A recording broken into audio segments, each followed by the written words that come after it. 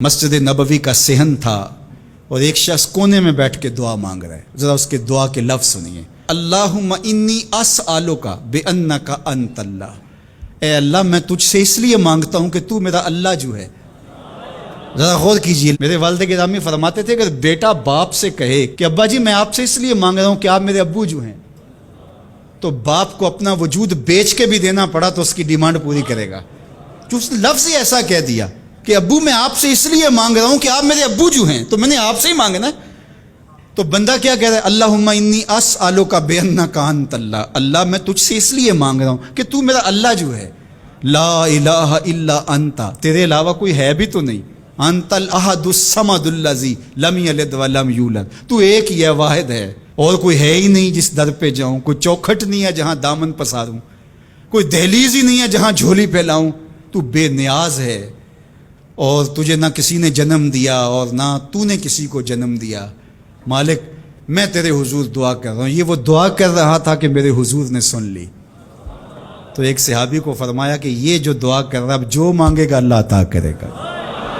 اس نے مانگا ہی اس ڈھب سے ہے، اس ڈھب سے ہے. ایک دعا اور سن لیجئے جو سیدنا علی المرتضیٰ رضی اللہ تعالی عنہ رب سے مانگتے ہیں.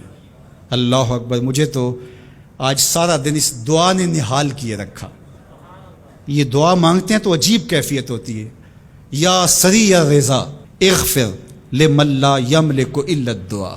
اے جلدی راضی ہو جانے والے، چھیتی مان جانے والے، اغفر لمن لا یملک الا الدعاء.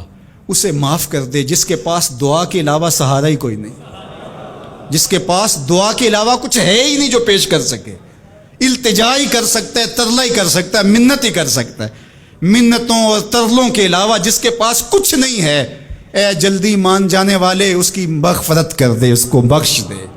اللہ اکبر. تو وہ کریم ہے، وہ کہتا ہے میرے در پہ آؤ تو صحیح، کوئی جھولی پھیلاؤ تو صحیح. ہم تو مائل بکرم ہیں، کوئی سائل ہی نہیں. راہ دکھلائیں کسے راہ رب منزل ہی نہیں. کوئی آئے تو صحیح، جھولی پھیلائے تو صحیح، کوئی طلب تو کرے.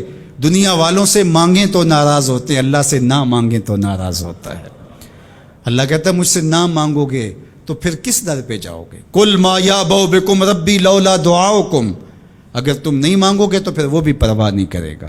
تم مانگتے رہو گے، جھولی پھیلاتے رہو گے، وہ اپنی رحمتیں تمہارے دامن میں ڈالتا رہے گا. اس کے خزانوں میں کوئی کمی نہیں آتی. ہر بندے کو اس کی ڈیمانڈ کے مطابق، چاہت کے مطابق، طلب کے مطابق، آرزو اور تمنا کے مطابق دے دے. اس کے خزانوں میں پھر بھی کوئی کمی نہیں آتی. تو اسی سے مانگیں.